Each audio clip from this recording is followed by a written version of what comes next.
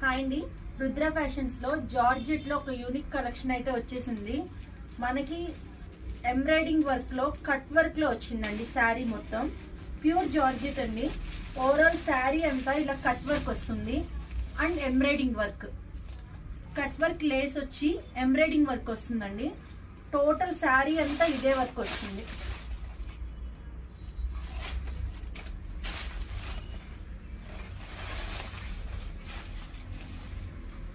మనకి running blouse కాకుండా ఇలాగా క్రేప్ లో డిజైనింగ్ బ్లౌజ్ అయితే రావడం జరుగుతుంది.